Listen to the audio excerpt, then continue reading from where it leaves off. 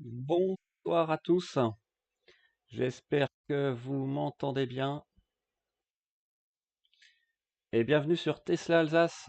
Euh, Salut Nikos, un petit message subliminal pour un des participants.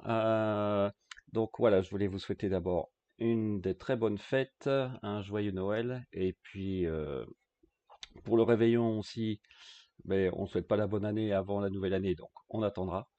Parfait pour le son, super. Parce que vous savez, ça a l'air simple comme ça, mais c'est pas si simple. Donc j'espère, je croise les doigts pour que ça marche bien. Donc, pour résumer ce que je voudrais vous présenter ce soir, euh, je vais changer donc, parce qu'en fait j'ai deux écrans. Je vais vous montrer à peu près ce que je voudrais discuter aujourd'hui. Donc je passe, voilà, hop, on fait la transition comme il faut.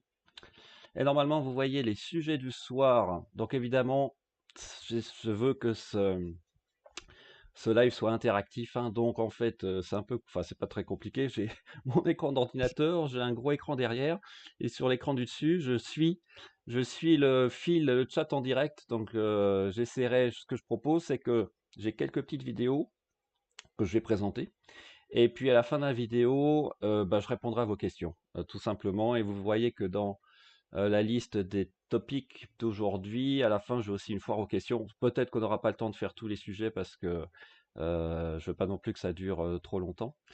Et donc, je voudrais commencer d'abord par parler de la nouvelle mise à jour, là, 2020.48.26, que j'ai reçue ce matin en fait. Donc, ça a été assez rapide. J'ai fait une vidéo très rapide sur l'écran et j'ai eu un peu de chance. J'ai pu faire aussi une petite vidéo en conditions de roulage. Donc c'est ce que je vais vous montrer maintenant. Déjà, je peux vous dire qu'au niveau de l'autopilote FSD, j'ai pas vu de différence. Donc pour moi, c'est la même chose qu'avant. J'ai aussi quelques petites vidéos à vous montrer sur le FSD et l'autopilote sur autoroute. Là, par contre, c'est moins drôle. Enfin, c'est moins drôle. C'est pas de... Oui, enfin, c'est moins drôle, si.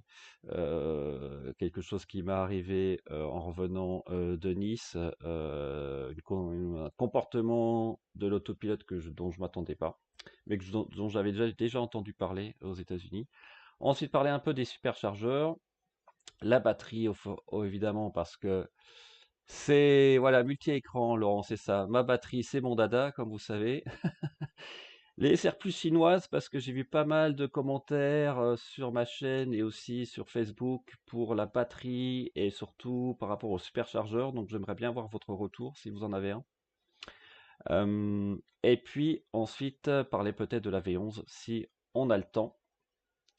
Euh, alors, donc ce que je vais commencer, c'est par la mise à jour que j'ai eue ce matin. Vous savez qu'il y avait des rumeurs comme quoi on aurait ce cadeau de Noël de la part de Tesla, une grosse mise à jour. Alors pour l'instant, c'est pas vraiment le cas, c'est pas une grosse mise à jour, c'est pas une V11, c'est toujours une V10, mais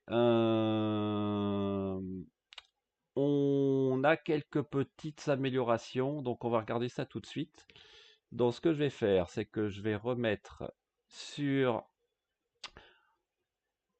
le flux vidéo la vidéo que j'ai postée ce matin avec la présentation, j'espère que vous la voyez, la présentation de la nouvelle, enfin de nouvel écran, avec à gauche un écran beaucoup plus large. On en reparlera plus tard parce que je vois déjà qu'il y a des commentaires, notamment de Scylla, que l'écran est beaucoup trop grand à gauche. Mais on en reparlera parce que j'ai des bonnes nouvelles a priori de ce côté-là. On a donc l'amélioration pour les superchargeurs. On a le nombre de superchargeurs disponibles directement, vous savez, dans le petit drapeau rouge. On a aussi l'affichage de la release note qui est beaucoup plus euh, habituel, on va dire, beaucoup plus facile à lire. Et là, vous voyez, je commence à jouer avec les ouvrants. Donc j'ouvre la porte. L'animation par contre est super. L'animation est super. Vous voyez, on ouvre le coffre avant. Après, je vais sortir de la voiture, je vais le refermer. Ça marche super bien. J'ai pas vérifié sur l'application comment ça marche, mais il n'y a pas de raison que ça marche différemment. le capitaine est dans la place. Oui, Nicolas, c'est vrai, Nicolas Tesla. On croise les doigts, on devrait avoir un deuxième cadeau. Et j'attends notamment pour le FSD la vue 360, mais on en reparlera. Donc au niveau de l'écran, déjà, euh, moi ça m'a pas trop gêné. Vous verrez après sur la deuxième vidéo pour la conduite, puisque le GPS forcément est plus petit, hein.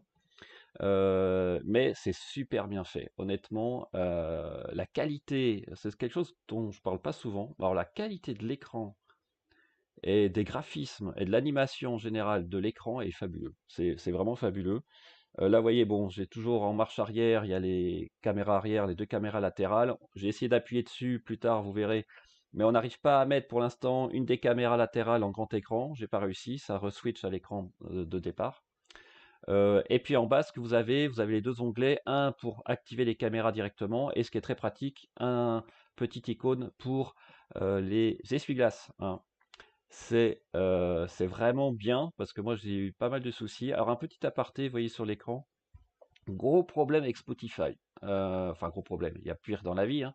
Mais moi Spotify ne marche plus avec mon compte Tesla, pourtant j'ai l'abonnement premium. J'ai vu des commentaires les commentaires que certains aussi d'entre vous ont ce même problème. Spotify marche plus, donc j'ai envoyé une demande. J'ai eu une réponse très rapide du ranger qui m'a dit qu'en fait, fallait pas que je passe par lui, mais il fallait que je passe par le service center de Strasbourg. Oui, Fabrice, c'est toujours le cas. Enfin, moi, ça fait que depuis 2 jours, hein. Avec l'ancienne mise à jour, ça a commencé à le faire, et avec la nouvelle, c'est toujours la même chose. Donc, à mon avis, c'est par rapport au compte. C'est peut-être pas forcément lié à Tesla lui-même. C'est peut-être lié à Spotify. Je ne sais pas, honnêtement. Donc, j'ai un rendez-vous, on va dire virtuel, avec le Service Center de Strasbourg le 8 janvier. Donc, on va voir ce que ça donne. Là, je vous montre sur l'écran la nouvelle visualisation des superchargeurs où on voit directement, voilà, dans le petit drapeau rouge, entre guillemets, le nombre de superchargeurs disponibles. Donc, ça, c'est bien. Mais concrètement, voilà, c'est pas extraordinaire, hein, c'est pas la révolution. Quelque chose de très pratique pour ceux qui ont les aires creuses, c'est que maintenant, dans le départ programmé, vous pouvez, à la demande, vous allez voir, vous cliquez en haut sur le petit écran, petit icône, là, réglage, soit pour toute la semaine ou que dans la semaine, on va dire, calendaire, de lundi à vendredi, paramétrer les heures creuses. Jusqu'à quelle heure sont les heures creuses? Donc moi, j'en ai pas, donc je vais désactiver cette fonction. Mais vous pouvez le rajouter maintenant à la recharge de la voiture, donc c'est quand même bien. Et puis là, pour le préconditionnement de la batterie, c'est comme avant, hein. Soit pour toute la semaine, soit pour que les jours de la semaine, de lundi au vendredi, pour permettre d'avoir l'habitacle chaud et de préconditionner un petit peu la batterie, surtout si vous êtes en extérieur, ça peut pas faire de mal. Après, il y a des nouveaux jeux que je n'ai pas testés. Alors j'ai vu des commentaires comme quoi certains jeux ne marcheraient pas. Donc honnêtement, j'ai pas eu le temps de tester. Donc euh, à voir. Mais honnêtement, c'était pas le plus important pour moi. Et alors vraiment, évidemment, ce qui manque, c'est, vous savez, ce qu'ils appellent euh, pour le boombox, hein. À savoir pouvoir faire un bruit avec le haut-parleur extérieur au niveau du capot avant. Je crois que c'est en dessous à droite, mais on n'en a pas. Moi, j'en ai pas. Je vais revenir sur le signal principal, voilà. La boombox, bah, on l'a pas. On l'a pas. Donc on peut pas paramétrer un son, que ce soit un qui est déjà enregistré. Alors ce que je vais faire, c'est que je vais vous montrer une vidéo de YouTube que j'ai trouvée de Terry White, qui lui présente la boombox, voilà, où vous pouvez paramétrer soit des sons déjà existants, soit pour quand vous conduisez, voilà, au pas. Enfin, il y a différents. Ça peut être aussi pour le klaxon, soit quand vous conduisez au pas. Et voilà, là vous n'avez pas le son, mais et vous pouvez même enregistrer un son MP3, hein. Donc c'est vraiment pas mal. Alors pour l'instant, bah écoutez, en Europe, d'après ce que j'avais lu, de toute façon, c'est pas obligatoire avant, je crois, juillet 2021 pour les voitures, les nouvelles voitures. Donc on l'aura sûrement sur la modèle Y, mais pas pour modèle 3 en tout cas en 2019, et même les modèles chinois ou de 2020, je crois, ne l'ont pas, d'après ce que j'ai eu en commentaire. Et là, vous voyez, toujours avec sa vidéo, vous voyez la release note qui est affichée de manière beaucoup plus consensuelle, on va dire. Et après, on va voir avec ma propre vidéo, et ben, ce qui se passe en roulant. Alors, j'essaye de lire un peu vos commentaires en même temps. Toutes les TM3 Europe n'ont pas le HP. En juillet, le son devrait être obligatoire. Exactement, c'est ce que je pense aussi. Est-ce qu'on a droit à un rétrofit, Lionel? Eh ben, écoute, c'est des demandes déjà que j'ai vues sur Facebook. Euh, Elon a confirmé pour les anciens modèles qu'un rétrofit sera proposé. Bah, très bien, moi je prends, hein, c'est toujours ça de prix. Et puis de toute façon, on peut l'activer ou pas. Donc euh, on verra ce que ça donne. Alors, ce que je vous propose maintenant, c'est de passer sur ma propre vidéo de conduite. Voilà, c'est parti. En théorie, vous devez le voir bientôt sur l'écran parce que j'ai mis une latence très courte. Alors, on est parti. Donc, vous voyez l'écran évidemment à gauche est plus large. Vous voyez en haut la vitesse qui est maintenant à gauche avec les signes pour le parking, le reverse, le neutral qui ont en haut à gauche également. Vous faites défiler en bas à droite. Et maintenant, vous n'avez plus que 3 onglets. La pression des pneus, notamment, ou alors la consommation. Maintenant, l'autopilote avec l'autopilote maintien dans la voie est en plein milieu de l'écran tout en haut, vous avez vu. À un moment, le volant, là, j'avais mis en bleu. J'ai passé un feu avec... moi, j'ai le FSD, donc j'ai activé la reconnaissance active des feux. Là, vous voyez, je mets les caméras arrière. Quand j'appuie sur une des caméras latérales, ça m'enlève les caméras. Hum, Autrement, la visualisation, moi, honnêtement, j'aime bien, mais on en reparlera plus tard, hein. On va pouvoir régler, hein, la largeur de ce volet de visualisation. Donc, c'est vraiment une bonne chose. Alors là, moi, ce qui m'a bluffé, regardez, quand on zoome, on voit même les roues qui tournent. Alors, je sais pas si c'était le cas avant, je m'en rappelle pas. Alors, ça sert à rien. Et quand vous ralentissez, ben, les roues tournent moins vite. Donc, voilà. Mais la visualisation de la voiture est vraiment superbe, quoi. Évidemment, si vous mettez un clignotant, le clignotant, on voit le clignotant clignoter, évidemment. Avec le freinage récupératif, les freins s'allument. Enfin bon. Et je pense que ça va être surtout utile, cette visualisation, pour le FSD, hein.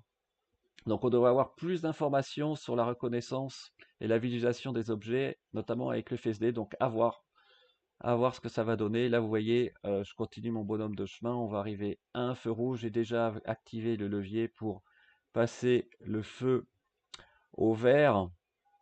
Je crois que je l'ai déjà passé. Et par contre, pour l'autopilote en tant que tel, pour moi, aucune différence, hein. Ça se comporte exactement comme avant. Donc, ben, pas de différence évidemment. Je ne conseille pas d'utiliser l'autopilote en ville. À la limite, le régulateur sur les grandes portions de ligne droite. Et encore, là, c'est vraiment pour vous montrer. Alors, j'essaye de lire vos questions en même temps. De retour sur Mulhouse, pas de prolongement des vacances sur Rodez. Et Noémie, eh bien non. Non, j'ai eu, disons qu'on a dû rentrer FISA, comme on dit, sur Mulhouse pour raison impérieuse. Donc je ne vais pas rentrer dans les détails, rien de grave, je vous rassure, mais c'est clair que je ne pouvais pas aller à Orthez. Il fallait que qu'on rentre sur Mulhouse. Donc on est rentré sur Mulhouse rapidement et j'ai pas eu de problème de superchargeur d'ailleurs. J'ai fait Cambarette, Valence, euh, l'aire de poulet de Bresse, ou en Bresse, à chaque fois je me trompe. Et on est rentré. Et donc c'est là que je vais pouvoir vous montrer exactement mon petit souci d'autopilote et plutôt de FSD là dans ce cas-là. Vous allez voir ce que c'est assez particulier. Donc là, on continue à voir la vidéo. Vous voyez là, je remonte toujours la voiture en latéral. Après, on arrive sur une portion de départementale, donc bon, ça marche comme avant. Ah, si, il y a une différence, c'est que vous ne pouvez plus ajuster la vitesse manuellement avec le plus et le moins, vous savez, sur l'écran. J'ai pas trouvé. Pour ajuster la vitesse du régulateur, maintenant je peux faire qu'avec la molette. Voilà. Donc, si quelqu'un trouve comment l'ajuster sans la molette, moi j'arrive plus avec l'écran, le plus et moins, je ne les vois plus arriver. Là, j'ai essayé de regarder un peu. Vous avez plus aussi le sigle Tesla, vous savez, où on appuyait dessus pour voir les release notes. Maintenant, il faut passer par le menu logiciel dans le menu de l'écran pour arriver au release note. Vous n'avez plus le menu, le petit icône T en haut à côté de l'heure. Et toujours pas d'indication, non, absolument. Alors j'ai pas fouillé, honnêtement, j'ai pas fouillé dans les. Alors là, je voulais vous montrer. Voilà, toujours comme avant. Vous voyez le stop là, qui est pas pour moi. Et le stop, il est un peu en travers. Et ben la voiture, elle considère que c'est un stop sur la route. Voilà. Donc, alors là, évidemment, freinage, hein, elle freine un peu. Donc je commence à avoir l'habitude. Mais bon, là évidemment, c'est très compliqué pour la voiture de comprendre que le stop n'est pas dirigé vers la route, mais un peu incliné vers la droite. Donc c'est typiquement le cas où ben faut faire attention et où le système a vraiment des limites en ville, hein. Là par contre, pour les feux, ça marche très bien. Là, ça les détecte super loin. Les panneaux, pareil, fin de panne limitation, pas de problème. Là, la voiture, bah, en fait, c'est comme avant, elle s'arrête très bien. Vous voyez, là, là, vous entendez pas, j'ai le petit signal sonore, j'appuie sur le levier et hop, la voiture euh, est-ce que, oui, elle repart. Est-ce que il gère la présélection des feux de circulation? Oui, en ville, je l'ai vu en France. Quand tu as un double feu avec plusieurs voies, en théorie, c'est bon. Bon, après, j'ai pas fait tous les cas possibles et inimaginables, mais en théorie, oui, c'est bon, Fabrice. Les cas complexes, même en Suisse, puisque je travaille en Suisse, ça marche bien. Ça marche bien. Là, vous voyez, je fais défiler, on a la pression des pneus, on a l'autonomie aussi qu'on peut faire afficher comme avant. Et vous allez voir là, j'ai essayé l'autopilote avec maintien dans la voie, mais c'est comme avant. Là, j'ai réduit la vitesse à max, mais non, ça passe pas. Probablement parce qu'il n'y a plus de ligne au centre de la route, donc la voiture ne peut pas le prendre. Voilà. Donc, en tout cas, c'est quand même intéressant. Hop, je remets tout de suite le flux. On va pas rester dans le noir. Ça, c'est mes premières vidéos donc sur la 2020 48.26. Donc objectivement, il n'y a pas de choses révolutionnaires. La bootbox, on oublie. L'écran, alors peut-être que je vais vous le montrer tout de suite, ça. Je vais vous montrer un tweet. Alors, il faut que je switch d'écran. Je vais vous montrer un tweet d'Elon Musk. Hop, je reviens sur l'écran principal. Je fais la transition et maintenant vous devriez voir sur votre écran. Voilà, une question qui a été posée à Elon Musk hier, comme quoi ce serait bien, vous voyez, c'est CyberHonors qui demandait si on pouvait adapter l'écran, la partie information à gauche, display, visualisation, si on pouvait adapter la largeur. Et regardez la réponse d'Elon Musk, c'est clair, hein.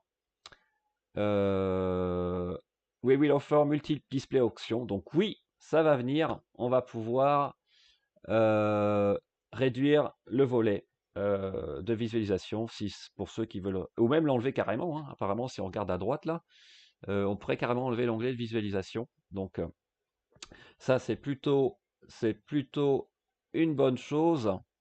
Donc ça laisse de la flexibilité, c'est le gros avantage de Tesla, hein. Au niveau logiciel, ils sont au top, donc on peut avoir beaucoup de flexibilité. Alors j'essaye quand même de lire en même temps vos questions. J'ai constaté du mieux aux essuie-glaces, Laurent. Eh ben, écoute, je vais te décevoir. Je pensais aussi, quand je suis descendu en Suisse, à un moment, je pensais que c'était mieux. Dans les tunnels d'Italie, c'était pas bon du tout. Et au retour, eh ben, malheureusement, je dois dire que c'est pas encore ça. C'est pas encore ça, et donc ça pose un problème parce que quand vous êtes en autopilote avec maintien dans la voie, que c'est les caméras qui sont utilisées pour le maintien dans la voie et pour l'autopilote de manière générale, et que les essuie-glaces, surtout les caméras frontales, et que les essuie-glaces se dégonflent rapidement, eh ben vous pouvez avoir un problème, ça, hein. Vous pouvez avoir un gros problème. Alors la question d'Yanis, est-ce qu'on peut enlever la visualisation? Eh ben je pense que tu as tout à fait raison. Je ne pense pas, je ne pense pas qu'on puisse enlever la vitesse, ça c'est clair. Donc ce qui veut dire que peut-être que si on enlève cet onglet, ce serait surimposé sur le GPS lui-même. À voir comment ça pourrait être fait. Alors sachant que c'est l'écran, la présentation que je vous ai montrée, c'était par CyberHonors, hein. C'est lui qui propose, mais c'est pas ce que Tesla va faire. Donc, je pense effectivement qu'il y aura toujours un onglet de visualisation.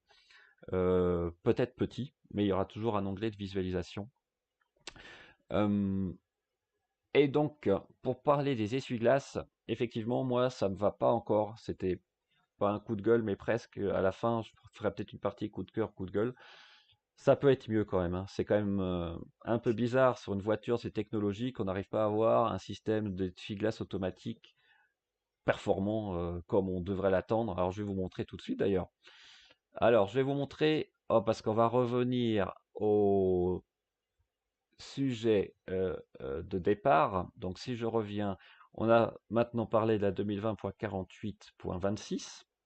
Et donc maintenant, ce que je vous propose, c'est, là, moi je regarde quand même vos questions, c'est de passer au FSD et l'autopilote et vous montrer notamment refaire une petite récapitulatif, vous savez, des freinages fantômes que j'ai déjà eu, que j'avais déjà montré dans l'ancien live où Nikola Tesla d'ailleurs était. Vous voyez là le petit freinage fantôme que j'ai eu, que j'ai toujours, hein. Il est toujours là, ce mini freinage fantôme, et celui-là qui est plus net au niveau de dépassement d'un camion, il n'y a pas d'ombre, vous voyez, et hop, j'ai un gros freinage, enfin j'ai un bon freinage fantôme puisque je passe de 110, vous allez voir, en plus le camion devient rouge, vous voyez. Et là, ça freine, et hop, ça. Mais après, je compense avec l'accélérateur. Euh, donc ça, j'en ai moins, honnêtement. Mais, j'ai un autre souci que je vais vous montrer tout de suite. On va aller sur cette vidéo. Voilà. Alors j'espère maintenant euh, que vous pouvez la voir. Alors c'est en rentrant de nuit à Mulhouse. Il pleut. C'est magnifique. Et vous voyez, j'ai un camion devant là. Et regardez bien l'écran en bas. Alors pour l'instant, tout va bien. Je suis en dépassement semi-automatique. Il pleut beaucoup. Là, les dépassements vont se faire, j'essaie de me souvenir en même temps que je parle, le dépassement va se faire de manière impeccable. Parce que les essuie-glaces marchent bien, je suis en automatique, pas de problème. Bien. Ensuite, alors là, c'est la première fois que j'ai vu ça en France. Je l'avais déjà vu un peu aux États-Unis sur des screenshots. Vous savez, j'ai le FSD avec la reconnaissance des panneaux et des feux. Et regardez ce qu'il me met sur l'écran en bas là. Il me met un feu. Il reconnaît des feux. Et en fait, ce qu'il reconnaît, c'est pas des feux. Enfin, c'est des feux, oui, mais c'est les feux du camion qui est devant moi tout au fond là. Et ceux, en fait, les feux qui sont en haut. Euh, Ils sont en haut. Et donc le problème, c'est que si je reste comme ça, et ben la voiture, elle accélère, elle freinait, elle accélère, elle freinait, et elle voulait pas vraiment doubler, quoi, parce qu'elle me mettait alerte feu, ce qui est complètement ridicule. Vous voyez là, pareil, feu sur la voie, mais non, il peut pas y avoir des feux sur une autoroute, surtout des feux qui bougent comme ça. Et donc, ben, j'ai eu des problèmes pour, entre guillemets, pas vraiment des problèmes, parce que la voiture après continue à avancer, mais elle ralentissait, elle redémarrait, elle ralentissait. Elle prenait ça pour des feux de circulation en fait. Et donc j'étais vraiment concentré. Et par contre, quand on arrivait proche du camion, là, ça allait mieux. Donc c'est vraiment ces camions particuliers. Vous avez les feux rouges, vous voyez, en haut des portes. Quand vous n'avez pas de feu rouge en haut des portes, vous n'avez pas ce problème. Alors, donc problème quand même, parce que si ça reconnaît des feux, à un moment je me dis, mais on va jamais dépasser le camion. Donc finalement ça a dépassé, donc j'ai dû accélérer en fait hein, pour maintenir. Et cerise sur le gâteau, l'option feu automatique, Laurent, voilà, ben voilà encore un exemple, là, vous voyez, feu automatique. Quand vous roulez, ben, vous pouvez pas le désactiver. Vous pouvez l'option détection active ne s'enlève que quand vous êtes en parking. Donc quand vous êtes sur l'autoroute, ben en fait voilà, vous pouvez pas l'enlever. Donc bon, on croise pas non plus des camions, quoique là j'en ai croisé beaucoup. Hein. Mais alors de nuit avec la pluie, voilà ce qui peut se passer. Donc faites très attention sur l'évaluation en FSD. C'est pas très dangereux en fait parce que ça va le détecter assez loin, mais ça empêche la voiture de se rapprocher. Et quand vous déboîtez, vous n'êtes pas sûr que la voiture va doubler en fait. Donc si on vous colle en fesse, on peut se demander mais qu'est-ce qu'il fait quoi? Pourquoi il avance pas? Donc là, vous voyez là, je remets la vidéo avec un arrêt sur image. On voit bien qu'il me détecte un feu. Alors d'accord, par contre c'est précis hein, parce que là le camion, il est loin. Donc l'option que je peux vous dire, c'est que si vous avez les FSD et que vous allez prendre l'autoroute, de toute façon c'est vrai pour l'instant c'est pas très très utile, désactiver cette option dans les menus, quoi. Parce que c'est un peu perturbant au début, mais je ne comprenais pas ce qui se passait. Et puis il faut le voir sur l'écran. Je dis, mais c'est pas un vrai nage fantôme, vraiment, puisque là on est très très loin, et hop, vous voyez là, encore. Alors ce qui est bizarre, c'est que pourquoi cette fonction est activée sur l'autoroute les panneaux, la lecture des panneaux n'est pas activée sur autoroute, donc pourquoi il continue à activer les feux sur autoroute? Honnêtement, c'est pas capital. Donc voilà, bah écoutez, ce qui est intéressant, c'est qu'après j'ai croisé d'autres camions et qui n'avaient pas ces feux rouges en haut des portes et j'avais pas de problème. Donc ça vient vraiment, vraiment de là. Alors, je vois aussi qu'il y a des commentaires sur les feux de route. Alors là, bon ben, désolé de le dire, mais c'est pas non plus extraordinaire, hein. Je vais revenir sur l'écran principal. Moi, ça marche pas bien. Les feux automatiques de route, ça marche pas bien. En fait, ils sont pas assez sensibles. Que ça soit quand une voiture devant moi assez loin, ça reste en phare, donc je me prends des feux de brouillard, hein, gentiment. Euh, il y a un écho. Alors, pourquoi il y a un écho? Euh, Jean-Michel, peut-être que je parle trop fort, donc je vais peut-être diminuer le son. J'espère qu'il n'y a pas d'écho. Euh, et pour les phares, donc comme je disais, si une voiture est très loin devant moi, je reste en phare. Si une voiture est très loin et vient dans le sens inverse, elle reste en phare aussi. Donc, en fait, voilà, c'est pas assez sensible. Alors, j'espère que ça peut être corrigé, ça. Euh, Honnêtement, je vois pas pourquoi Tesla n'arriverait pas à corriger ses défauts. Le plus dangereux pour moi, quand même, c'est les essuie-glaces parce que je vous ai pas montré là, mais sur l'autoroute, il y avait une pluie battante. À un moment, je double un camion et les essuie-glaces, donc je me prends toute la pluie sur le pare-brise et les essuie-glaces sont pas déclenchées tout de suite. L'autopilote a hurlé parce qu'il voyait plus rien. Donc évidemment, j'avais les mains sur le volant, et je l'appuyais sur l'accélérateur, donc je faisais attention. Donc, euh, il faut vraiment, dans ces conditions particulières, et de toute façon, c'est clair que s'il pleut beaucoup, de toute façon, l'autopilote, d'une manière générale, il vous dit déjà que les caméras ne sont plus efficaces, donc il faut vraiment reprendre la main. C'est la plus grande chose à faire, mais c'est quand même très très efficace par temps de pluie, très sécurisant. Des fois, je me demande même comment le système arrive toujours à lire les lignes. euh, les lignes droite et gauche, enfin les bandes quoi, de délimitation des voies sur autoroute. Bon, a priori, il n'y a que Jean-Michel qui a un écho, donc désolé Jean-Michel. Mais voilà, ça c'est des petites. Je pense vraiment que les essuie-glaces et les feux, il n'y a pas de raison que ça soit pas corrigé dans les mises à jour qui viennent. Franchement, je suis optimiste. Par contre, cette histoire de feu automatique là sur l'autoroute, euh, c'est dommage que, enfin bon, je pense que Tesla peut résoudre ce problème aussi juste en désactivant la reconnaissance des feux sur les voies rapides, quoi. A priori, c'est quand même rare d'avoir des feux sur des voies rapides. Ça peut exister, hein, j'en ai vu en Suisse, notamment, pour la régulation du trafic. Mais, bon, à part ça, pour être totalement, on va dire, honnête, ça marche quand même très bien. Là, j'ai fait 1100, 1000 km. J'ai eu quelques freinages fantômes. Bon, c'est pas agréable. Il faudrait vraiment qu'ils les enlèvent, mais quand même, quel confort. Quel confort. Je suis quand même beaucoup plus reposé quand j'arrive à la maison avec la Tesla qu'avec une autre voiture. Ça, c'est clair. Alors, j'essaie de lire vos commentaires en même temps. On devrait pouvoir changer de vitesse d'essuie-glace par double clic du bouton. Rico, oui. Eh ben, écoute, Rico, je suis d'accord avec toi. On peut le faire avec les commandes manuelles. Vocal, pardon. On peut aussi maintenant, avec le nouvel écran, les activer. On n'est plus obligé de jongler de faire défiler les icônes, enfin les onglets là. On peut les activer directement.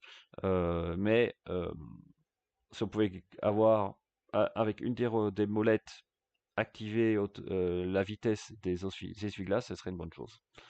Euh, mais bon, honnêtement, ça va quand même s'améliorer, quoi. Il n'y a pas de raison que Tesla n'arrive pas à régler ça.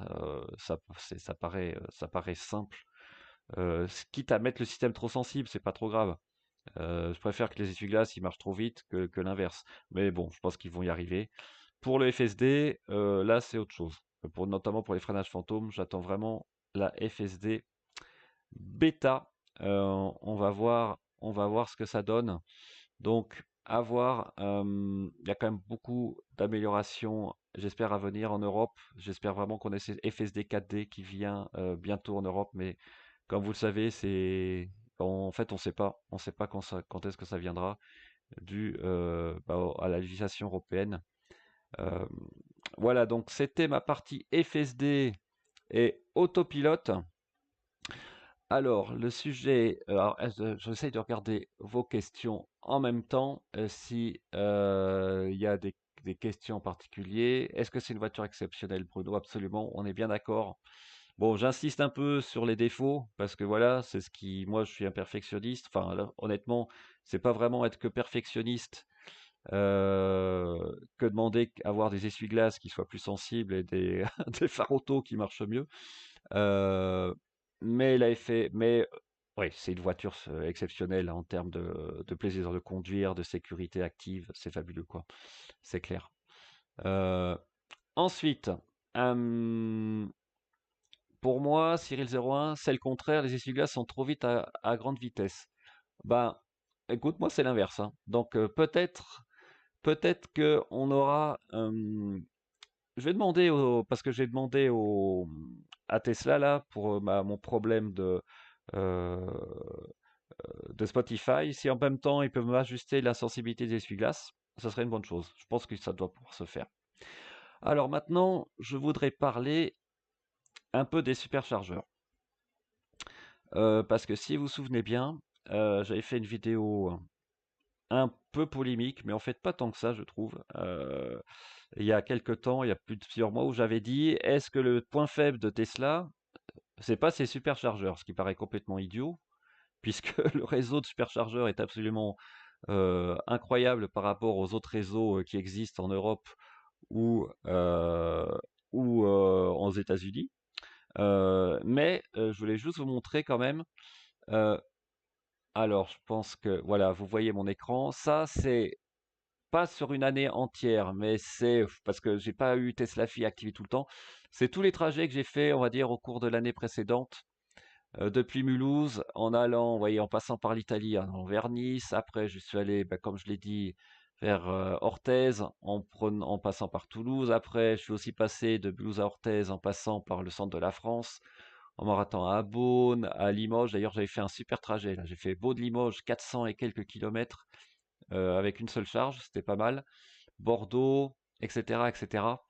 Donc c'était voilà, donc vraiment on peut rouler partout en France ou en Europe avec Tesla, c'est pas le problème.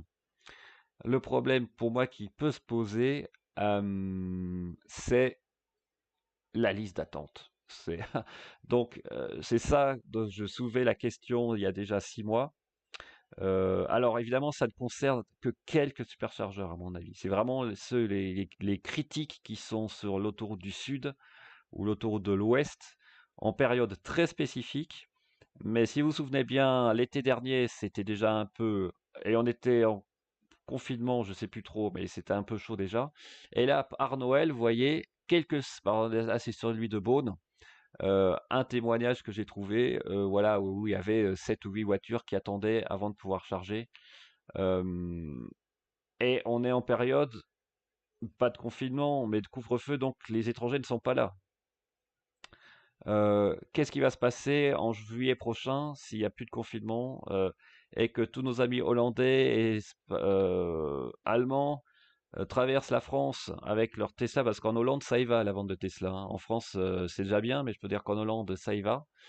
Euh, Qu'est-ce qui va se passer? Alors, à voir. Moi, je pense qu'on va avoir peut-être pendant 2 3 ans là une période un peu compliquée pour quelques périodes spécifiques de trajet. On verra bien. Peut-être que je me trompe complètement. Mais quand j'ai vu ça aujourd'hui, qu'à Beaune, alors qu'on n'a aucun véhicule étranger, on va me dire c'est Noël, mais à l'été c'est pareil. Les gens, ils vont descendre, ils vont monter. Euh, Est-ce que les gens, alors c'est vrai que si c'est attendre 5 minutes ou 10 minutes avant de pouvoir charger, c'est pas non plus la catastrophe. Euh, mais si ça va plus loin que ça, c'est-à-dire que si on doit attendre, parce que moi quand je fais des trajets, c'est pas une seule charge, hein, c'est 3 charges, c'est 1100 km. Donc si à chaque charge je dois attendre une demi-heure à superchargeur pour pouvoir charger, je peux vous dire que moi, à la limite, ça me dérange pas. Ma famille, par contre, c'est une autre histoire. Donc, on va voir. On sait, alors d'ailleurs, j'ai d'autres, je vais vous montrer en même temps où est-ce qu'on en est au niveau des superchargeurs, parce que ça, c'est très important, évidemment. Donc, je reviens à l'écran précédent. Il faut que j'aille sur Web. Voilà, une transition comme il faut. Normalement, maintenant, vous devez avoir mon navigateur sur l'écran. Voilà, vous voyez ici, alors peut-être qu'il n'y a pas tout. Vous voyez où on en est au niveau des superchargeurs. En 2020, on a eu quand même pas mal de superchargeurs ouverts. Donc on a Angoulême en V3, on a Les Herbiers en V3, on a Périgueux en V3, Montluçon en V3, Labouhère en V3, Tinqueux en V3, Air de la Vendée, Niort. Donc l'ouest, là, le sud-ouest est très bien représenté, c'est super. Euh, D'après ce que j'ai vu sur Facebook, il y aura à peu près 90 à 95 stèles qui ont été ouvertes par Tesla en 2020 en France. C'est à peu près la même chose par Ionity, voire peut-être un peu plus, mais, la grosse différence, c'est que les, euh, les superchargeurs Tesla, généralement, ne sont pas sur autoroute. Donc c'est ouvert, on peut les avoir dans les deux sens de circulation, ce qui n'est pas le cas pour Unity. Ils ouvrent 92 stèles ou 80 ou 100 stèles, mais ils en mettent 4 et 4 de chaque côté. Donc c'est moins efficace que d'avoir ces stèles d'un coup qui est disponible pour tout le monde.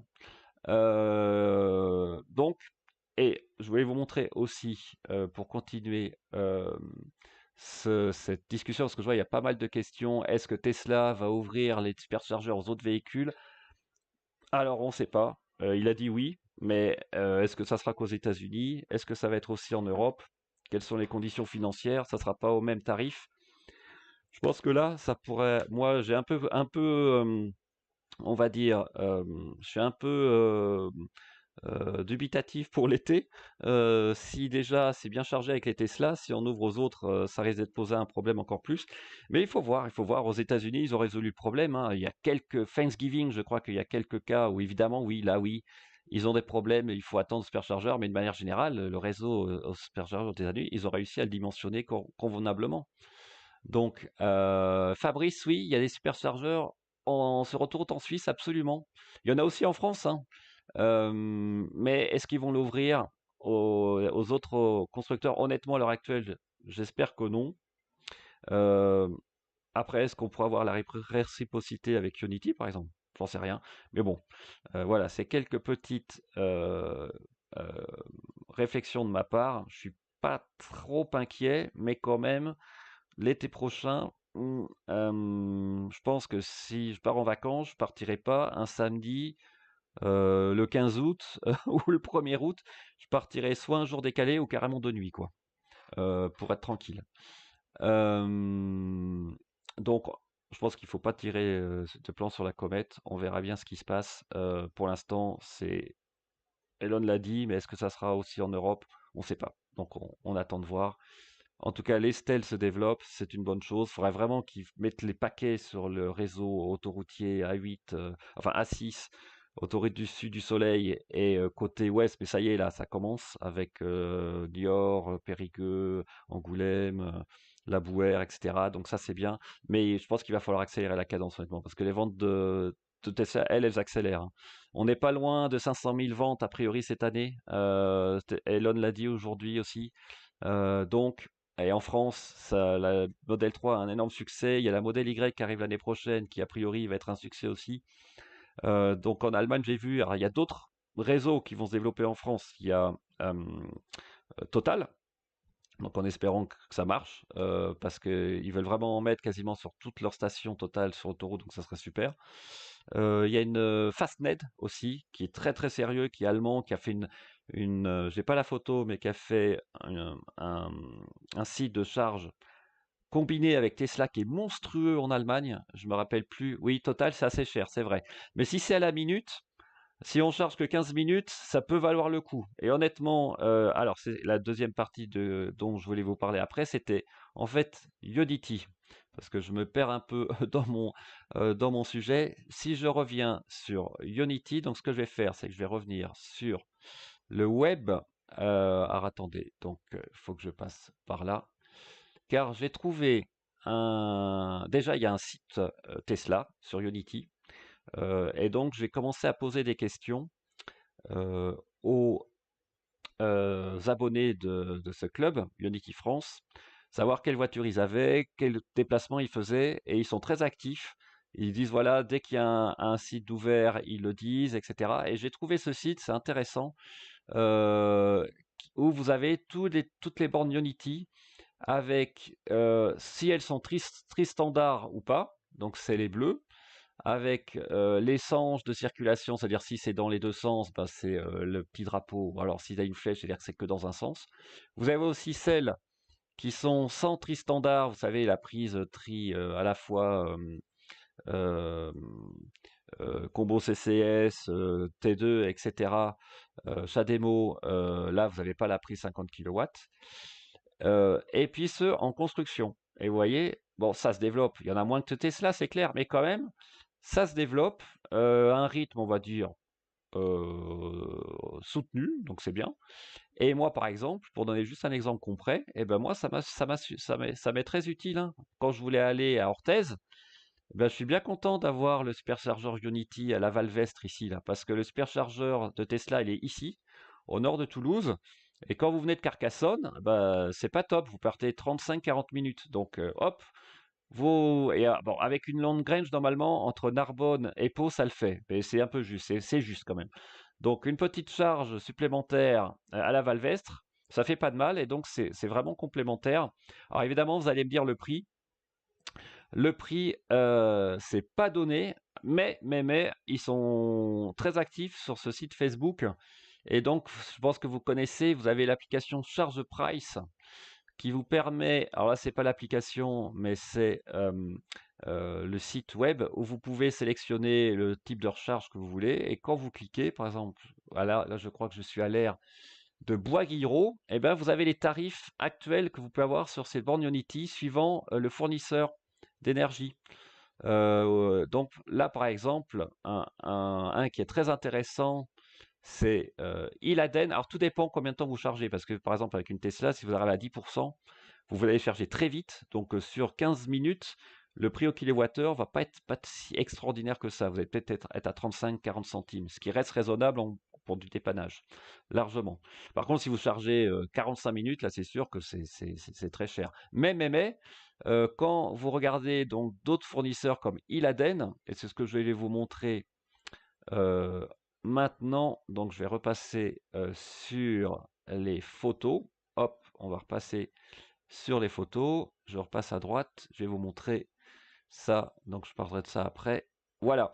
Avec Iladen par exemple, parce que je m'étais renseigné pour aller à Pau. Donc je me suis enregistré sur le site, sur l'appli application qui est celle-ci. Donc il y en a deux, si ça vous intéresse. Il y en a une qui s'appelle New Iladen, mais c'est l'ancienne qu'il faut télécharger, sur Android en tout cas.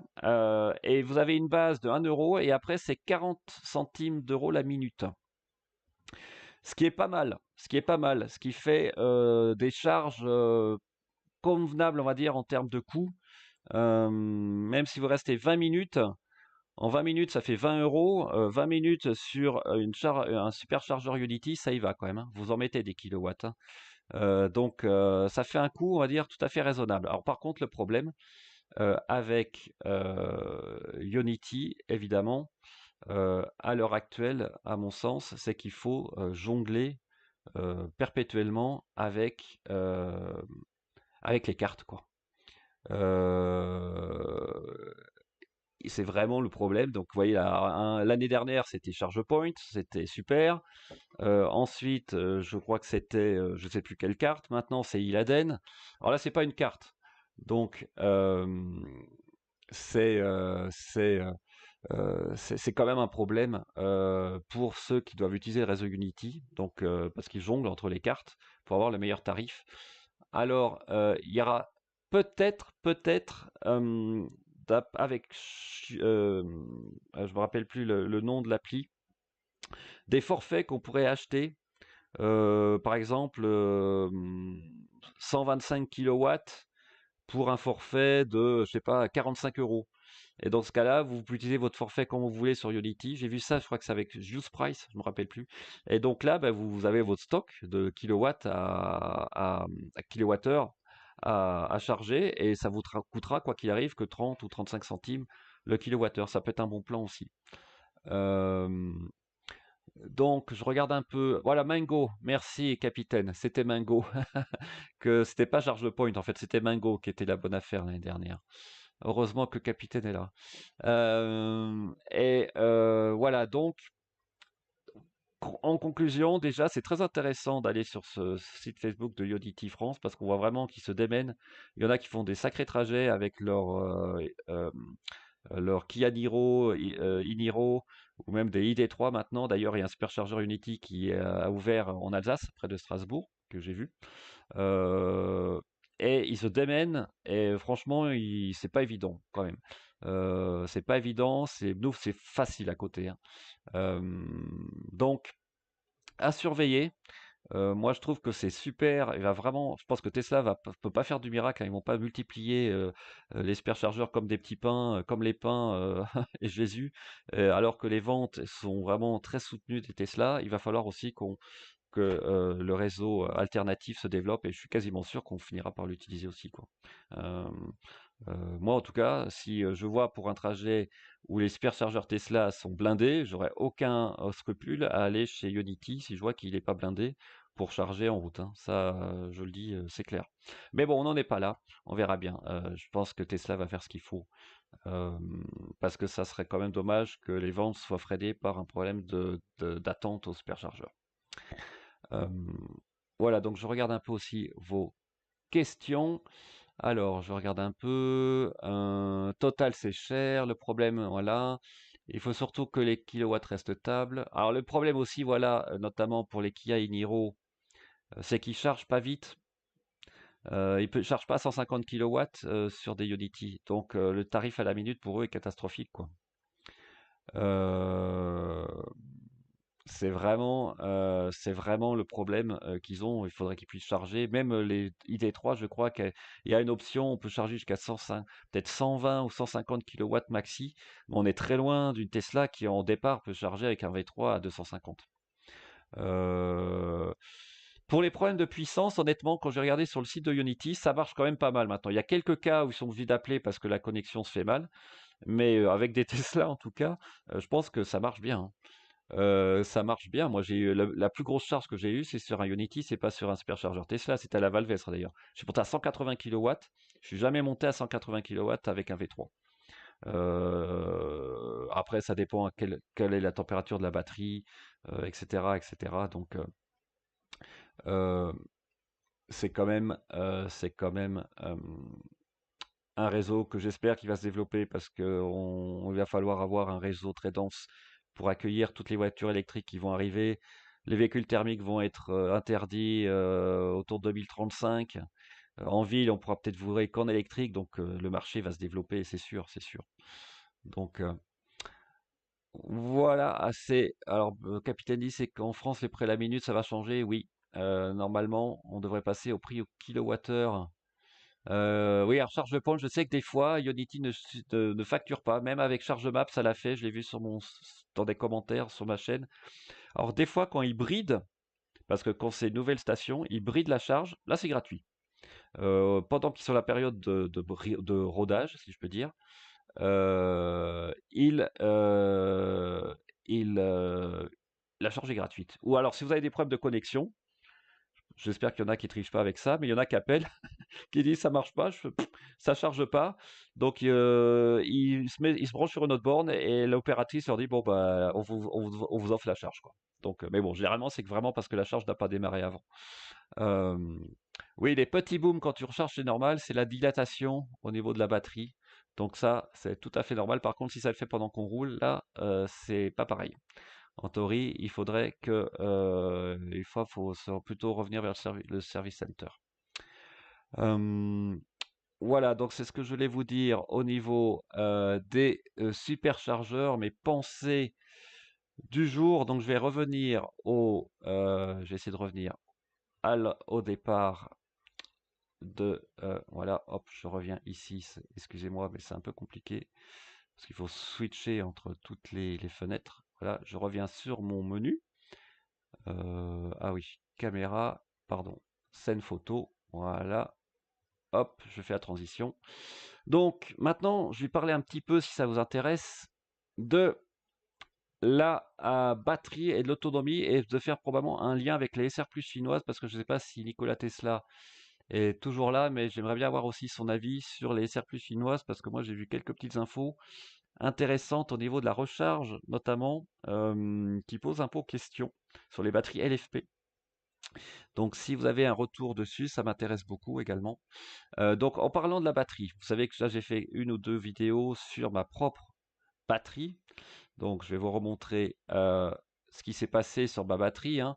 C'est que en fait quand j'ai eu ma batterie au départ, euh, j'étais à 450 km d'autonomie, et puis maintenant je suis à 480. Bon, ce qui est complètement anormal. Ça devrait être l'inverse. Enfin, pas l'inverse, non, je ne devrais pas être à 450, mais je devrais perdre de l'autonomie plutôt que d'en gagner graduellement. Et donc, comme j'ai dit dans ma vidéo, c'est parce que probablement mon cycle de charge était très régulier tous les jours et toujours la même période, la même marge, 60, 80, 50, 70, ça pendant des jours, des jours, des jours, des jours, des jours, sans que la voiture aussi probablement ne puisse se mettre en veille suffisamment longtemps pendant la nuit. Et donc finalement, ce qui s'est passé, c'est que ma batterie était mal calibrée. Et en changeant mon cycle de charge, en faisant des charges plus longues, de 20 à 80 ou de 30 à 90, et après, en laissant la voiture en veille les jours qui suivent, donc, c'est-à-dire que je la laisse brancher, mais je mets la charge qui démarre à 50, ce qui fait que bah, la voiture ne charge pas parce qu'elle est au-dessus de 50. Elle peut se mettre en veille. Et en dessous de 50, je la charge pas pendant une journée, pendant une nuit, et le jour d'après, je consomme 20%, puis à 30, je la recharge. Et ben maintenant, voilà, j'arrive à 480, donc je suis très content. Euh, et ce qui est intéressant aussi, c'est que j'ai atteint quand même, alors là, vous ne verrez pas sur cet écran, mais j'ai atteint, tenez-vous bien, 73 kWh aujourd'hui. Alors j'étais quand même à moins de 70, à 69 et quelques il y a 2 mois, donc c'est quand même pas mal. 3 kWh entre guillemets de gagner, enfin ils ont toujours été là, hein. Je les ai pas gagnés, c'est juste qu'ils n'étaient pas pris en compte par le BMS. Mais voilà, maintenant j'arrive à une dégradation d'à peu près 6% et moi je suis content. Je suis content et je pense que voilà, si vous avez des problèmes d'autonomie, vous pouvez suivre aussi ce- cette recommandation qui pour moi marche bien. Alors pour aller, alors je voulais vous montrer aussi ce qui est très intéressant avec Scan Ma Tesla, c'est que vous avez ce dashboard. Je ne sais pas si vous connaissez, où vous voyez exactement votre dégradation, le nominal, le buffer, et même ce qui est intéressant sur celle d'après, vous voyez que le hitting target ici, c'est quand la batterie est à moins 7 degrés, là, c'est clair que ça va consommer, là, parce que la voiture va commencer à recharger, réchauffer la batterie. D'où l'intérêt, même si vous êtes en extérieur, vraiment de préconditionner la batterie en hiver, si vraiment vous avez des régions très très froides, pour éviter de consommer un max au départ. Parce qu'il faut quand même que la batterie ait une température minimum pour fonctionner dans de bonnes conditions. Euh, et vous voyez, là, vous avez le passive target, c'est-à-dire que jusqu'à 30 degrés, les batteries ne sont pas refroidies. Et là, je ne l'ai pas montré en photo, mais quand vous arrivez à un superchargeur, en théorie, vous préconditionnez, vous arrivez entre 30 et 35 degrés. Et après, pendant la charge, vous montez jusqu'à 50, 55 degrés. C'est ce que j'ai vu. Et au-dessus de 55, vous avez les ventilateurs qui commencent à tourner pour refroidir la batterie, pour pas que ça chauffe trop.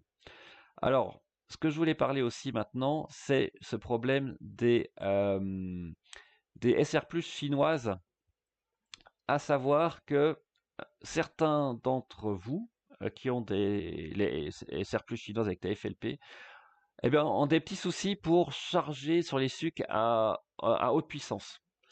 Alors, c'est pas celui-là, c'est voilà, c'est cet écran-là, pardon, vous verrez mieux. Désolé, ça va venir bientôt sur l'écran. Voilà, c'est un témoignage que j'ai sur Facebook, c'est qu'il charge, il a 45 minutes de précharge, de préchauffe, ce qui est déjà pas mal.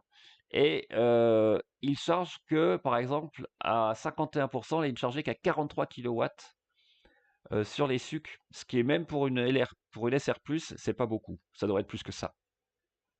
À mon avis, 43 kW, il devrait avoir ça à 80-90%, mais pas 50%. Et donc là, il met pas mal de temps pour charger sa SR+ chinoise, alors c'est reconnu, hein, Tesla a répondu. Ils vont a priori faire une mise à jour pour que le préconditionnement de la batterie ou le chauffage de la batterie se fasse de manière plus efficace. Mais alors peut-être que le seul moyen, c'est de préchauffer en amont plus longtemps. Et dans ce cas, ce serait pas une bonne nouvelle, puisque si c'est le cas, ça veut dire que ben, ça va consommer plus d'énergie avant d'arriver au superchargeur. Et donc c'est quand même assez compliqué pour Tesla de calculer alors l'autonomie globale. Donc il faudra qu'ils prennent ça en compte pour calculer l'autonomie entre deux superchargeurs. Euh, Et alors l'avantage avec les LFP évidemment c'est que vous le perchez à 100%, mais là les avantages c'est qu'effectivement la vitesse de charge est nettement inférieure aux batteries lithium ion entre guillemets qu'on a à l'heure actuelle. Donc à surveiller quand même attentivement. Euh, et puis j'ai eu aussi un autre témoignage que je vais vous montrer ici, que on pourrait aussi avoir par temps froid, j'avais déjà en parlé un peu, perdre de l'autonomie ou des pourcentages. Alors je sais pas, là dans ce cas-là, c'est Laurent, je sais pas si il est... ah bah oui, Laurent, il est là, il pourra nous en dire plus. S'il avait le mode sentinelle ou si c'était vraiment que la voiture était en veille, mais ça m'étonne, je sais pas dans quelles circonstances ta voiture avait perdu 7%, si c'était à l'arrêt ou si tu as vu une augmentation vraiment de la consommation en partant froid, alors que je suppose que si c'est une 2021, elle a la pompe à chaleur. Donc à surveiller quand même si on va avoir un début d'histoire avec ces batteries chinoises LFP. Salut Nicolas, gros coucou, merci, à bientôt. Très sympa, Nicolas Vernant. En fait, il a participé à mon premier live en fait que j'ai fait avec des abonnés. Donc, salut Nicolas, merci beaucoup de faire un coucou. Et il y a un autre Laurent, voilà, Laurent Rousseau. Bah, écoute, si tu peux nous en dire plus en commentaire, ça serait super, parce que je pense que ça peut intéresser. Bon, je pense que quand même, en Chine, ils ont quand même pas mal maintenant de Tesla Model 3 SR+, avec des batteries LFP, quoi. Donc, qui vont sur les sucres. Donc, ça m'étonnerait que tout le monde recharge à 50 kW avec des LFP, c'est pas possible. Donc, ça, je pense qu'ils vont le résoudre. Après, l'autonomie, quand même, à suivre. Par contre, en termes et Nicolas il roule en Zoé, absolument. Euh, et je pense qu'il est très content de sa Zoé, Nicolas. Et lui, Nicolas, salut Nicolas, et un, un haut-parleur hein, dans sa Zoé qui fait du bruit à faible vitesse, alors que nous, on n'en a pas. Et j'aimerais bien d'ailleurs en essayer une.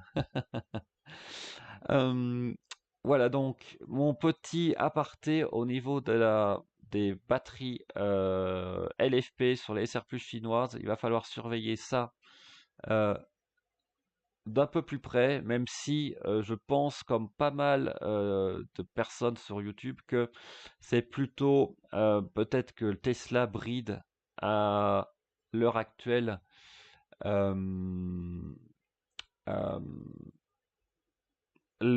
la charge pour voir un peu comment les batteries se comportent. Ah Laurent, excuse-moi, toi tu as une LR de 2019, c'est pas toi qui as la SR+ de Chine. Donc je me suis trompé. Désolé. Donc j'espère avoir la réponse, faut que je le recontacte, voir si ce que le deuxième Laurent peut me dire en information supplémentaire sur la SR+. Oui, j'ai vu qu'il y avait deux types de packs. Alors, Lionel, c'est une très bonne remarque et on va revenir sur mes photos puisque évidemment j'avais pensé, enfin évidemment non, je pense pas à tout, loin de là, mais c'est ce que je voulais vous montrer. Tiens, regarde ça, Lionel, je pense que ça va t'intéresser. C'est ça, c'est en fait le YouTuber norvégien euh, qui a fait une comparaison entre sa Model 3 avec les batteries LG, si je ne me trompe pas, de 2019, donc comme moi, le package de 77,8, et celle avec le Panasonic en 2021. Et là, il a vraiment démarré exactement au même pourcentage. Et vous voyez, au bout d'un certain temps, vous voyez là, donc je crois que c'était 10%, je ne me rappelle plus exactement. Là, au même moment, il était déjà à 32% avec la 2019 et il était qu'à 26% avec la 2021. Et il chargeait encore, c'est sur un V3 probablement, parce que là il est à 211 kW avec la 2019, alors qu'il n'a qu'à 138 kW. Pardon, merci capitaine, c'est l'inverse. Je me suis trompé pour les LG Panasonic. Donc 138 kW avec les batteries 2021. Donc oui, effectivement, il y a probablement un bridage des nouvelles batteries. Alors pourquoi, j'en sais rien. Mais il avait déjà fait le coup avec les premiers packs de batterie hein, sur les 2019. Hein. Donc, à mon avis, ça va augmenter au fur et à mesure, parce qu'autrement, ça n'a pas de sens. On va pas avoir des batteries nouvelle génération qui chargent moins vite que les anciennes. Enfin, pareil pour les LFP. À mon avis, ça va se régler, j'espère, régulier, dans les semaines et les mois qui viennent. Donc là, en tout cas, à l'heure actuelle, la 2021 charge beaucoup moins vite, entre guillemets, quand même, par rapport à la 2019. Et donc, l'hypothèse que donnait le Bjorn Nyland, le youtubeur norvégien, c'était que probablement il y avait un bridage logiciel.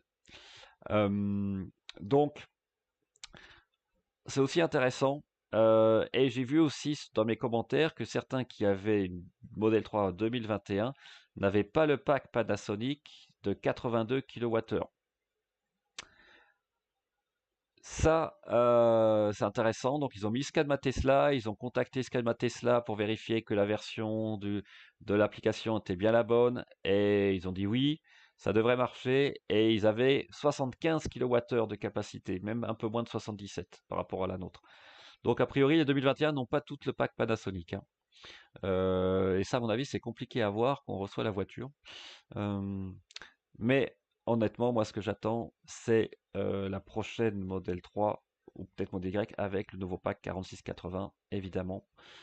Ça pourrait me faire peser dans la balance, surtout si on a un pack plus gros, au moins 100 kWh. Parce que je me rends compte, je sais pas si je suis pas sûr d'avoir la vérité là-dessus, mais je pense que par rapport au superchargeur, pour ceux qui voyagent beaucoup, notamment en été, c'est pas mal d'avoir un gros pack. Plus vous avez un gros pack, moins vous chargez, et moins vous risquez d'être embouteillé des superchargeurs en heure de pointe. Voilà. Alors, je voulais revenir. Donc, je pense que maintenant, euh, est-ce que la fiabilité peut en prendre un coup? Je pense pas. J'espère que non, parce que quand même les batteries c'est quelque chose de sérieux. Euh, il faut vraiment que Tesla fasse attention. Tu as raison, André. Le pack 82 kWh, c'est sur les performances, ce qui est d'ailleurs un peu bizarre.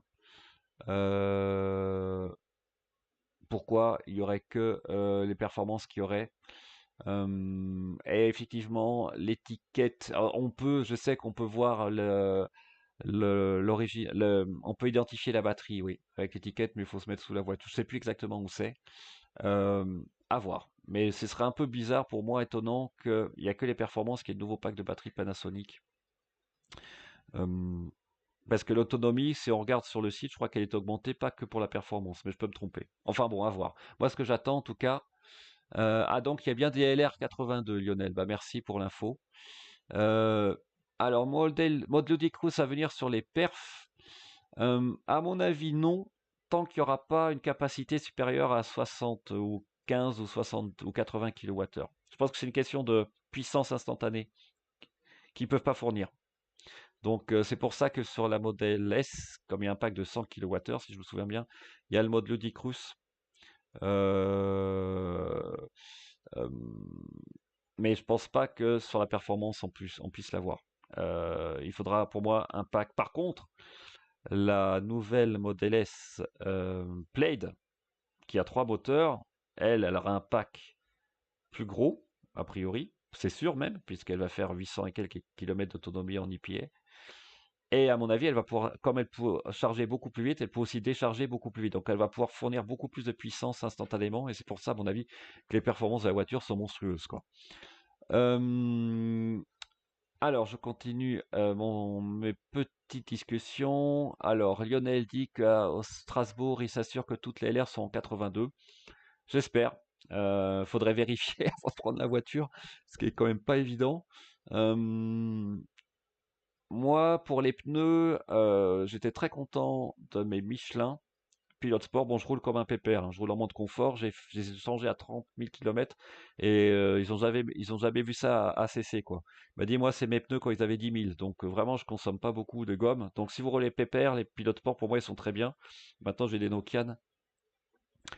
Ah bah, écoute, capitaine, on parie. Qui c'est qui aura la plaide en premier? Le problème quand même, c'est il y a un petit souci quand même, c'est le tarif, quoi.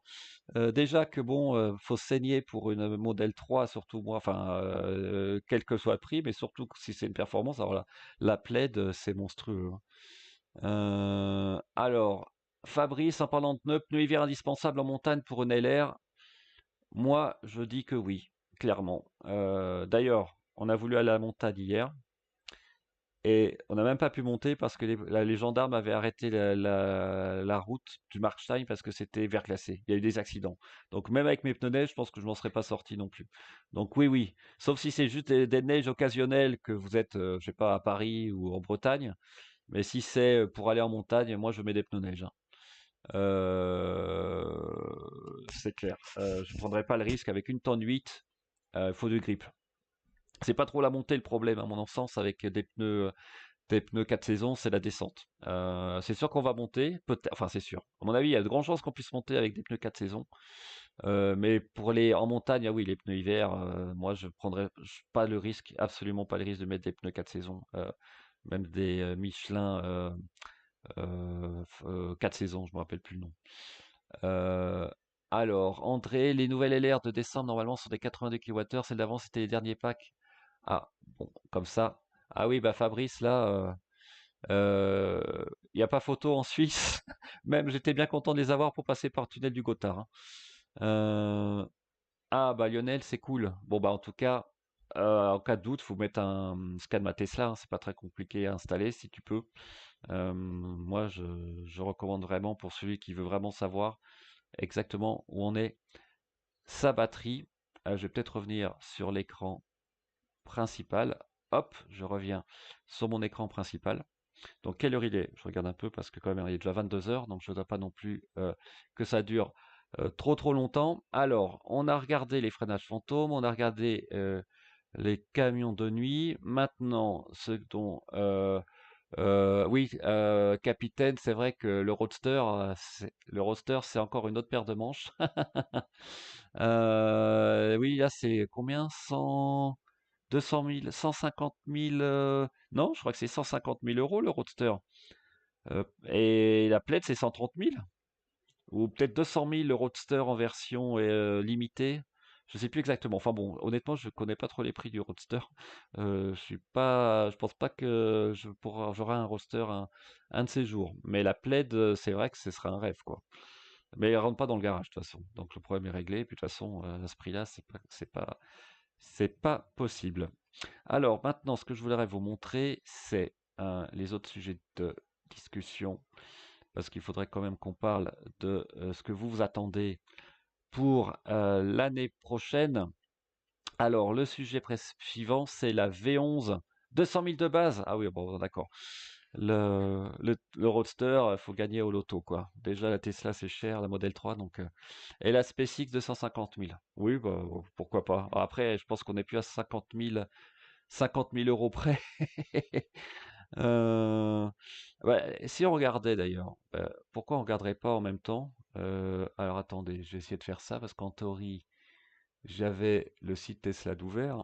On va regarder, est-ce qu'on a le prix sur le site de Tesla? On va regarder ça. Est-ce que j'ai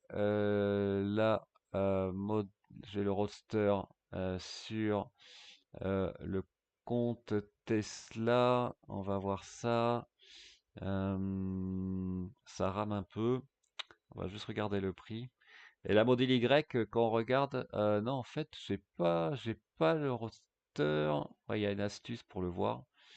Je regarde Powerwall modèle Y, Shop.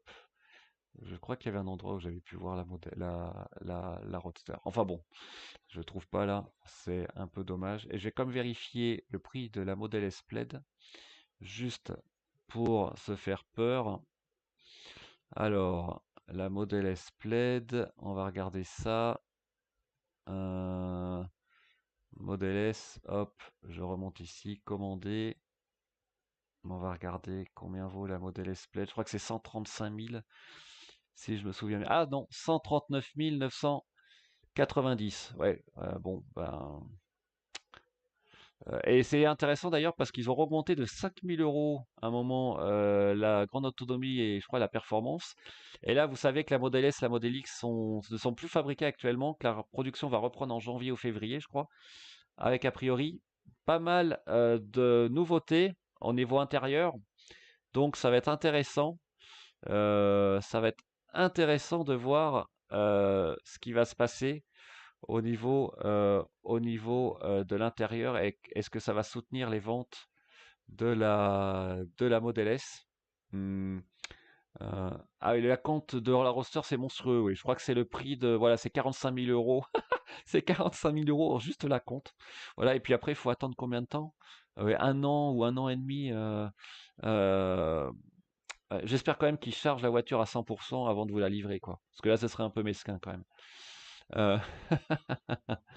Euh, merci Lionel, à bientôt. Donc, je vais peut-être finir avec la V11. Donc moi, et puis après mon coup de gueule et mon coup de cœur pour finir, et puis je répondrai à vos questions, bien sûr. Alors la V11, moi ce que j'attends notamment, c'est la gestion des waypoints dans le GPS, ça c'est clair. J'attends aussi surtout qu'ils intègrent, vous savez, il y a les chargeurs tierces maintenant dans le GPS Tesla, mais il n'y a pas les Ionity, d'après ce que j'ai vu. Donc je veux vraiment qu'ils intègrent les chargeurs Ionity, en tout cas en France, pour qu'on puisse les sélectionner et avoir le préconditionnement de la batterie. Parce que là, c'est compliqué, il faut trouver. J'ai dû taper Ionity Air Valvestre, parce qu'autrement, ils trouvaient pas le chargeur Unity par défaut. Donc, et puis il faut que ça soit dans le bon côté. Hein, faut pas se tromper de côté quand c'est des deux côtés de l'autoroute. Donc ça c'est pas très pratique. Euh, Absolument, capitaine. Faut rêver dans ce monde de brut. Donc ça c'est la première chose que j'aimerais sur la V11. La deuxième chose que j'aimerais, c'est la vue 360 que malheureusement qui va être seulement pour les personnes qui ont le FSD. À voir comment ça marche, je suis très curieux avec les caméras frontales, comment la voiture détermine l'avant de la voiture en termes de distance et de volume. Alors peut-être qu'elle va combiner évidemment avec les, les capteurs hein, de pare-choc. Pareil, toi, Laurent, tu as sur ta Nissan une caméra 360, c'est quand même bien pratique, quoi. Euh, Ensuite, bah évidemment, j'aimerais qu'on ait le FSD 4D qui arrive en Europe, mais bon, là, malheureusement, on est mal parti. Et je pense pas que même si je demande à faire partie des EAP, j'aurai accès à cette version en Europe. Bruno, t'as raison, on roule déjà en Tesla, mais le problème, c'est que bon, moi, je suis comme ça, j'en veux toujours plus, quoi. Comme je suis un geek. Et en plus, ils nous mettent des mises à jour toutes les 3 4 semaines, donc ça aiguise l'appétit, comme on dit. J'attends vraiment encore d'autres améliorations. Après la V11, je sais qu'il y aura beaucoup d'autres choses qui risquent d'arriver. Au niveau de la voiture elle-même, j'ai pas grand-chose à dire, si ce n'est que voilà, j'ai quand même ces soucis d'essuie-glace et de phare, réglage de phare automatique. J'espère bien que Tesla va résoudre le problème. Euh, Autrement, le reste, honnêtement, oui, j'aimerais bien que le FSD soit encore plus, que les freinages fantômes disparaissent. Voilà, ça, ce serait toujours un peu mon coup de gueule, puisque même si on s'habitue et que c'est très rare, bah, ça arrive quand même, quoi. Et si je prête la voiture à quelqu'un, je suis un peu embêté parce que je sais que la voiture risque de faire parfois des freinages fantômes, et quand vous n'avez pas l'habitude, c'est quand même un peu dangereux. Surtout qu'ils sont pas prévisibles. S'ils étaient prévisibles comme un peu avant, je préférais, mais maintenant pour moi, ils sont beaucoup moins prévisibles. Donc bon, de toute façon, j'ai toujours le pied sur l'accélérateur. Mais ça altère un peu le plaisir de conduite quand même si c'est très rare. Euh, et ils feront jamais un système de régulateur adaptatif classique de toute façon. Donc ça sera toujours avec les caméras. Donc malheureusement, à voir s'ils vont résoudre ce problème. Mais je suis un peu perplexe. Est-ce que je connais Didier de Choucourage? Évidemment, je connais Didier. Il fait des super vidéos. C'est un grand professionnel, très scrupuleux. Donc, je ne peux dire que du bien de Didier. Le rétrofit, oui, je le souhaite pour tous ceux qui ont l'âge de doubler 2. Je sais que certains d'entre vous en Suisse l'ont déjà eu sur le 2 points, sur leur modèle 3. Donc j'espère que ça va arriver maintenant aussi pour... Peut-être en France, il y en a quelques-uns qui l'ont déjà, mais ça doit être très rare. Euh, Alors, vous voyez, là, je lis vos commentaires. Freinage fantôme, gros problème. Euh, oui, les freinages fantômes par capitaine. Euh, et honnêtement, je vois pas trop comment ils vont résoudre le souci. Euh, Si c'est qu'un problème, c'est vraiment lié aux caméras. Tant qu'on n'a pas le FSD 4D qui vraiment arrive à... Alors déjà, bon, c'est quand même nettement mieux sur autoroute parce qu'avant, quand on passait près d'un camion, euh, ça freinait, clairement. Maintenant, c'est beaucoup moins sensible. Après, c'est sûr, si le camion va un peu sur la file de gauche, c'est normal que la voiture freine. Là, je peux pas lui reprocher de faire un freinage. Euh, mais même aujourd'hui, là, j'ai eu un petit freinage fantôme en ville, j'ai pas compris pourquoi. C'est un problème quand même. Et ça incite, moi je sais que ça incite, j'incite vraiment si je devais prêter ma voiture, à désactiver toutes les options possibles et imaginables. Même le régulateur dynamique, en fait, a ce problème de freinage fantôme. S'il y avait que l'autopilote complet avec le maintien dans la voie, mais même le réglage, l'autopilote, enfin, je vais y arriver. Le régulateur de vitesse dynamique a aussi ce problème de freinage fantôme. Donc on peut pas lutter, il y a que qu'en mode manuel complet qu'on ne peut pas avoir ces réglages fantômes. Euh, Franchement, bonjour Pierre. Ah bah tiens, un autre Pierre. Franchement, 7 500 €, ça vaut le coup. Smell, honnêtement, je te dirais non. Sauf si tu es un geek comme moi et que vraiment tu vas avoir les dernières nouveautés. Mais non, je peux pas dire que le FSD est indispensable à l'heure actuelle. Je mentirais si je dirais ça. Ah, quand le réglage de la puissance en ampères avec l'application de la voiture, Marc? Absolument. J'ai fait une vidéo il y a plus d'un an, je les avais mis dans mes listes. Réglage de l'ampérage à partir de l'application de la voiture. Je pense que c'est pour des questions de sécurité. Et en cas de piratage de l'application, de ne pas pouvoir augmenter la charge, l'ampérage à distance pour quelque raison que ce soit. Voilà. Et je pense que ça viendra pas. À ce propos, j'avais mis un moment la double authentification avec une des applications, vous savez, double authentification. Et je suis revenu en arrière parce qu'un jour j'ai eu un problème. L'appli me donnait un code et je pouvais plus ouvrir le compte Tesla.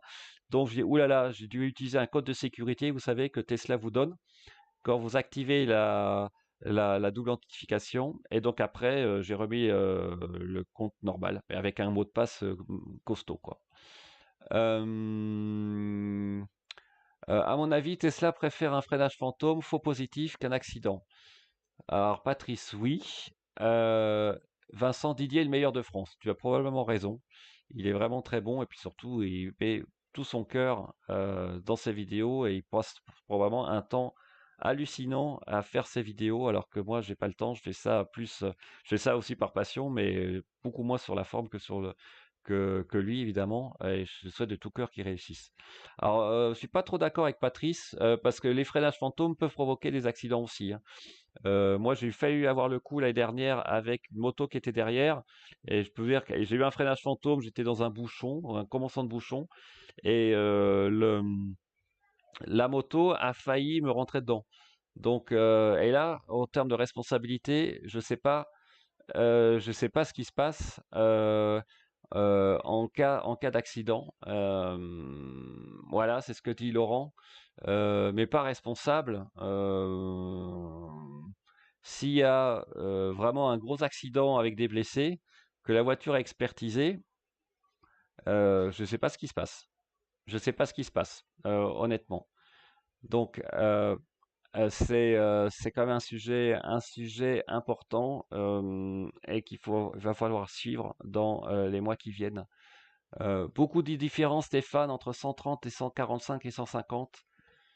Car j'ai l'habitude de rouler à 145 sur autoroute et un des amis m'a dit qu'il y a une grosse différence. Alors, Stéphane, là, je vais m'avancer un peu, mais je peux déjà te dire que rien qu'entre 130 et 135, il y a une grosse différence. Donc entre 130 et 145, c'est pas une grosse, c'est une énorme différence, enfin énorme, j'exagère peut-être, mais c'est clair que tu vas le sentir passer et que s'il te reste 10% pour aller au superchargeur, tu n'y arriveras pas. Non, non. 145, ça fait une grosse différence, c'est clair par rapport à 130. Même 135, moi j'ai vu la différence, hein. J'ai voulu passer de 130 à 135, il me restait 10% de batterie, j'y arrivais pas. J'y arrivais pas, c'est clair. Et pourtant, la voiture est très efficace en termes d'aérodynamisme, hein. Le CX, je crois, est de 0,23. Donc à 130, par rapport au poids de la voiture, sa consommation est vraiment remarquable. Même si vous comparez la Model 3 par rapport aux autres modèles qui existent sur le marché, à 130, il n'y en a pas beaucoup qui font une consommation de 180-190 Wh au kilomètre. Bon, en hiver, c'est peut-être un peu plus, mais on va dire ouais, 200. Bon. Par contre, attention, c'est très sensible aussi au vent de face et à la pluie. J'ai eu le cas quand je suis rentré là, je me suis pris un sacré vent de face et j'ai dû vraiment baisser la vitesse pour arriver jusqu'à Mulhouse, hein, depuis l'aire de Poulet en Bresse. Bon, il pleuvait, donc de toute façon, j'allais descendre à 110. Mais elle avait prévu 10% en roulant à 130, parce qu'elle ne pouvait pas savoir qu'il pleuvait. Il me restait 10% normalement, donc j'étais tranquille pour aller jusqu'à Mulhouse. Je me suis retrouvé à rouler à 110, voire à 105, et je suis arrivé à 7%. Voilà. Euh, Celui qui te tourne dedans est responsable, il doit te maîtriser à distance, c'est vrai. Euh, donc, Stéphane, pareil, si on joue à faire des accélérations après péage, oui, là tu perds un peu. Moi, ça m'est arrivé de perdre 1% rien qu'en accélérant en sortie de péage. Euh, Y a-t-il une différence entre la version 2019 et version 2021 au niveau de la dernière version de mise à jour? Il y en a une, mais pas pour la 2020.48, enfin 26 pour la 12, à savoir que sur la 12, si je me souviens bien, il y a une mise à jour, la nouvelle Model 3 2021, il y a une précision plus importante au niveau de l'autonomie. L'autonomie est mieux calculée avec la dernière mise à jour sur le 2021, apparemment, probablement aussi par rapport au pack batterie de 82 kWh, j'imagine. Autrement, non, pas de différence. Euh, L'été, c'est bien, pas l'hiver. Oui, c'est sûr que la consommation, l'hiver, ça consomme. Alors moi, j'essaye d'adapter un peu. J'ai vu qu'en été, par exemple, je consomme moins, je mets la clim au mini et je mets la ventilation à 1 ou 2 et je consomme pas trop. Et l'hiver, je mets pareil, je mets pas en automatique. Par contre, je mets à 20 degrés et je mets la ventilation à 1 ou 2, voire 3 si vraiment il fait vraiment très froid. Et je limite un peu la consommation comme ça. Mais bon, euh, on peut pas faire de miracle avec ça. Ce que j'avais lu aussi avec Björn Narland, c'est que la 2021 avec le pack, la nouvelle pack, donc le chauffage avec la pack, consomme environ 7% de moins en hiver à 0 degré. Voilà. Donc c'est pas non plus énorme. Mais bon, c'est un plus. Mais moi j'aime bien le système de la 2019 parce que le chauffage est immédiat. Comme c'est des résistances, c'est les bobines, je crois, au niveau des moteurs. Le chauffage est immédiat, alors qu'une clim, s'il fait moins 0, moins 5, ça va chauffer, mais peut-être pas tout de suite. Et a priori, ça fait un petit peu de bruit, mais bon, j'ai pas testé 2021. Donc, si quelqu'un a une Model 3 2021 en Alsace, je suis preneur, même pas en Alsace d'ailleurs, je suis preneur pour venir l'essayer. Euh, mais Patrice dit oui, la 2021 revient en conso hiver, la conso été de 2019. Ah, ça, c'est à voir. Quand même, ce que ça veut dire qu'il y a 20% de conso en moins en hiver, ça me paraît beaucoup. Mais pourquoi pas? Honnêtement, j'ai pas testé, donc moi, tant que j'ai pas vu, moi, tout ce que j'ai vu avec Björn Island, c'est qu'il avait 7% de différence en roulant à 100 km/h. Voilà. Euh, Pourquoi les superchargeurs étaient gratuits cet été en Italie? Ben, en fait, c'est lié à Patrice, tu es Bjorn. Ah, bah écoute, je suis content d'apprendre. Bah, parce qu'en Italie, je pense que c'est interdit de faire payer l'électricité si on n'est pas un fournisseur officiel d'énergie. Donc je crois que c'est ça la réponse. Et je crois que c'est pareil au Portugal d'ailleurs. En Italie, Portugal, on paye pas. Les superchargeurs sont gratuits. Donc je vais peut-être aller m'installer au Portugal d'ailleurs. Ça sera Tesla Portugal. Ce serait compliqué quand même mais c'est quand même une belle région. Ah d'accord, c'est l'info de Björn aujourd'hui, je l'ai pas vu. Ah, je le suis, d'accord. Eh ben, je vais regarder alors. Merci beaucoup pour l'info. Donc, si ça revient à la conso de l'été, franchement, ça devient super intéressant. Euh, LR21 pour test au sud de Montélimar. Ben, Alexis, écoute, pourquoi pas? Mon adresse email, tu peux la trouver sur mon site YouTube, marcelcholin@gmail.com. Si un jour je descends, je viendrai avec plaisir la tester, surtout avec la finition, moi qui m'intéresse. Euh, euh, Pourquoi voulez-vous un vélo communautaire? Il y a forcément des différences. J'ai chargé tes alliés, c'était pas gratuit. Ah bah c'est intéressant ça. Euh, donc il va falloir voir que je consulte un peu. Alors, est-ce que c'est que les superchargeurs Tesla ou j'en sais rien. En tout cas, avant c'était gratuit, ça c'est clair. Alors Portugal, attention Marc, a priori il y a les superchargeurs Tesla, mais il n'y en a pas non plus partout. Et c'est très compliqué, d'après ce que j'ai lu, de charger hors superchargeur Tesla. Sur les chargeurs, on va dire, publics. Les chargeurs publics 11 kW, c'est très compliqué pour les non-résidents au Portugal. Je ne peux pas me tromper, hein. Il faut une carte spéciale ou quelque chose comme ça. Donc, il faut bien prévoir son coût. Ou alors, quand tu es à destination, pouvoir charger dans un garage avec le chargeur mobile Tesla. Et comme ça, il n'y a pas de problème. Euh, voilà, bah écoutez, je regarde un peu les questions. Je suis à Metz. Bah écoute, bah, tu sais, prof Médan, j'ai habité à Metz quand j'étais très jeune, en 1977. Donc, ben, je viendrai avec plaisir. En plus, ça me ferait plaisir de retourner à Metz. Je me souviens des moins 20 degrés pendant l'hiver quand j'allais à l'école. C'était sympa. Et c'était une belle région. Donc, je viendrai avec plaisir. Les SIG sont payés en Italie depuis peu. La chose a été tranchée au tribunal avec l'Enel. Ah bah très bien. Merci Giuseppe. Ah Giuseppe, bah voilà. Euh, bah, d'ailleurs, c'est un peu logique, hein. Euh, Jean-Marc, pour être prêt à contrer les freinages fantômes, est-ce que vous maintenez le pied en permanence sur l'accélérateur? Oui, Jean-Marc, absolument. Euh, ah oui. Alors, en théorie, de toute façon, il faut garder toujours le pied sur l'accélérateur. Donc, ça change pas grand-chose, mais je suis d'accord. Des fois, on a quand même envie de mettre le pied ailleurs. Mais oui, oui, oui, je le garde sur l'accélérateur, absolument. NL, ça marche super bien. NLX, ouais. Merci, prof Médan, avec plaisir. Merci, Giuseppe. Oui, comme tu dis, c'est super, vous voyez. Je pense que Giuseppe a peut-être, ça a une consonance italienne quand même. C'est Ricola aussi, donc. Mais euh, le tarif, je ne peux pas regarder encore. Je pense que ça doit être autour de la même chose qu'en France, autour de 30 centimes, je suppose. Euh, alors la IR21 va intéresser les professionnels taxi car en stationnaire elle consomme 3 fois moins. Ah bah oui, j'avais vu sa vidéo là parce que moi ça consomme entre 1,5. Quand il fait vraiment très froid, ma voiture elle consomme 1,5 kW, on va dire, voire 2 kW rien que le chauffage. Et je sais que Bjorn avait testé, elle consomme 700 watts la 2021 pour le chauffage. Forcément, hein, c'est une PAC donc.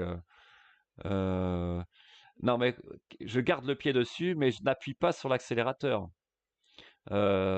capitaine. Je tiens à préciser. Donc, je garde le pied, mais je n'accélère pas. Tu as tout à fait raison. Si vous accélérez un peu et que vous êtes au régulateur, la voiture ne va pas freiner. Et d'ailleurs, vous avez l'alerte sur l'écran qui vous dit attention, autopilote désactivé, pas de freinage d'urgence, etc. Si on appuie sur l'accélérateur. Donc, merci de la précision. Il faut garder le pied dessus, mais il ne faut pas appuyer dessus quand vous êtes au régulateur dynamique ou avec le maintien dans la voie. J'ai depuis peu une NR21 et j'étais surpris. Je m'attendais à des petits. Non. Euh, Non, non, on peut avoir des freinages très violents. Alors, ce qui peut arriver aussi sur autoroute, c'est que le GPS est perdu, et il pense que vous sortez, et il pense que vous roulez sur une route à 80. Et là, il réduit la vitesse à 80. Alors ça, c'est pas vraiment un freinage fantôme. Ça freine plutôt doucement. Puis après, dès que la voiture se rend compte que vous êtes sur l'autoroute, elle remet à 130.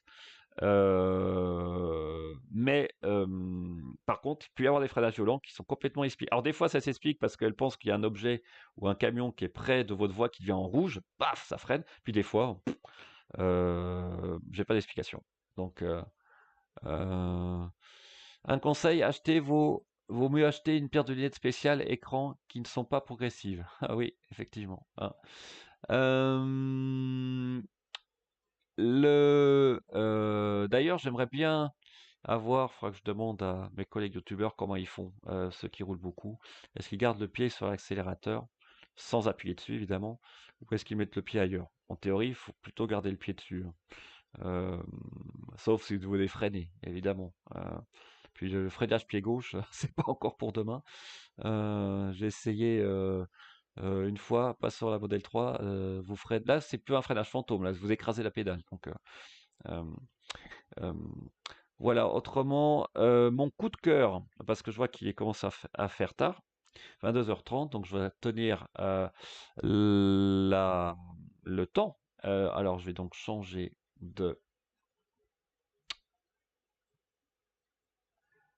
d'écran, voilà, je reviens sur l'écran classique et je vais montrer mon coup de cœur. Mon coup de cœur, je vais vous le montrer. Ah, attends, je me suis trompé d'écran, pardon. Euh, voilà. Mon coup de cœur, c'est sur le club-tesla.fr. Je vais vous mettre ça sur l'écran. Voilà. Je ne sais pas si vous connaissez, mais en fait, vous avez un guide pratique pour utiliser votre Tesla et des bonnes pratiques. Et je trouve ça super. Franchement, déjà, c'est un gros travail. Donc, bravo à Tesla Owner Club France. Vous savez, c'est le club officiel de Tesla maintenant aussi sur Facebook.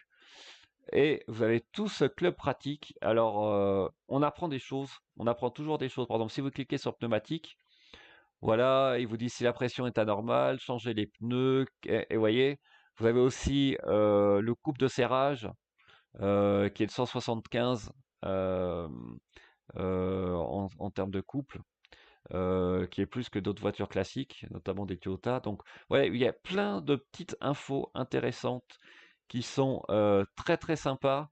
Par exemple, les profils de conduite. J'y avais jamais pensé. Vous pouvez faire différents profils. Sieste, donc vous pouvez les enregistrer. Vous mettez enregistrer une position confortable pour votre siège. Pour les jantes, abaisser les rétroviseurs, pour se garer, le mode rampage, etc., etc. Donc, c'est vraiment super bien fait. On voit que c'est lié à l'expérience des utilisateurs. Pareil, si vous avez des bugs, vous pouvez faire un reboot. Donc voilà. Vous avez aussi, voilà, en fait, coupure d'alimentation. Ça, c'est vraiment spécifique. Il faut trouver une vie de couper la clim, etc., etc. Et là, vous coupez complètement l'alimentation, la voiture va redémarrer complètement. Donc, si vous ne connaissez pas, moi je connaissais pas. euh, voilà, je vous le conseille. Voilà, et là évidemment aussi pour l'autopilote, les bons conseils à savoir. Donc c'est vraiment très très très bien fait. Euh, alors après, vous savez que je j'aime toujours autant mon application Tesla Advance Notification. Je ne sais pas si on va pouvoir l'avoir sur euh, euh, sur l'écran parce que je trouve ça très pratique. Voilà, je sais pas si on va le voir là en fait. Voilà. Non, on va pas le voir. Il faudrait que. Attendez, je vais faire quelque chose. Est-ce que je peux couper ça? Non, je peux pas couper. Bon, je pense pas qu'on peut bien le voir malheureusement, mais c'est une appli que je vous recommande si vous voulez vraiment avoir les accès aux informations à votre voiture sans à ouvrir l'application, notamment quand elle charge. Hein, j'ai pas oublié d'ouvrir l'application, je vois combien de temps elle a chargé, quand est-ce que la charge va s'arrêter, etc., etc. Pour 3 euros. C'est vraiment très bien. Bilan cette année 2020, bah écoute, je vais finir sûrement par ça. Il faut du hardware pour Tesla Phi. Non, il faut pas du hardware pour Tesla Phi. Il faut juste mettre ses codes Tesla. Ça marche très bien comme ça. J'étais surpris de ne pas avoir de Fernand Fantôme pour un tour lundi, mardi. Quelle chance. J'ai un problème de frunk. Alors, ça peut venir du ressort. De trunk ou de frunk? Je pense que c'est le frunk. Coffre réglage au service center, j'ai eu le souci, d'accord. Merci pour le live. Ah oui, j'ai ajouté des joints, du coup il fallait claquer. Par contre, j'ai mis une protection métal achetée chez Wish. Alors j'avoue que moi j'ai pas mis de protection au niveau du frunk, par contre j'ai mis la sonnette. Que j'ai utilisé une ou deux fois d'ailleurs, à très basse vitesse, les gens se demandaient ce que c'était, ding dong, ding dong. Alors mon bilan de cette année 2020, parce qu'on va quand même terminer. Euh, je ne regrette absolument pas d'avoir acheté ma voiture, je vous rassure. J'ai pris beaucoup de plaisir à la conduire. Pour que je fasse 33 000 km en une année, c'est que j'ai pris vraiment beaucoup de plaisir. Euh, le plaisir à la conduite est fabuleux. Globalement, le confort aussi est très bon.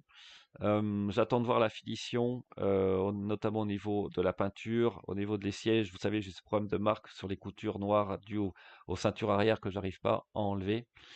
Euh, et puis, pour l'année 2021, ce que j'attends, c'est vraiment essayer de régler ce problème de freinage fantôme. Et puis surtout, euh, j'espère qu'on va pas être embêté pendant l'été au niveau des superchargeurs en termes de fréquentation, mais j'espère que Tesla va pouvoir suivre la demande. Mais honnêtement, c'est une super voiture, quoi. Donc j'adore toujours faire les vidéos, je vous rassure. Puis je suis un geek, donc j'attends vraiment la V11, voir ce que ça va apporter. J'espère que le FSD va s'améliorer parce que pour l'instant, le retour sur investissement est plutôt limité. Sauf si vous faites beaucoup d'autoroutes pour le dépassement semi-automatique. Attention, dépassement semi-automatique une fois, ne faites pas confiance complètement. J'avais comment on appelle ça? Un scooter à 4 roues, ou 3 roues, ou 4 roues, de nuit, qui était derrière moi, sur autoroute. Non, sur voie rapide, on va dire, 110. Il avait le droit. Et j'ai mis le clignotant, dépassement automatique. La voiture a commencé à le faire. Et en fait, c'était pas une moto, hein, c'était plus petit.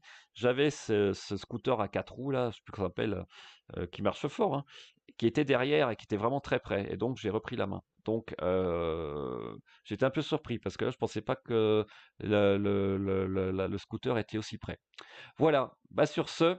Euh, je pense que je vais arrêter là, 22h37. Je vous remercie beaucoup pour votre attention. J'attends, si vous avez des commentaires, n'hésitez pas, vous pouvez mettre dans le live. Je le mettrai de toute façon sur la chaîne. Vous pouvez me contacter aussi sur mon adresse email. Philippe, je suis super content pour toi. Tu vas adorer ta nouvelle voiture, c'est un grand moment, profite bien. Merci beaucoup, passez de bonnes fêtes, prenez soin de vous et attention, il y a une vidéo énorme qui va arriver avant pour les fêtes de fin d'année, pour la nouvelle année. À très bientôt, merci beaucoup.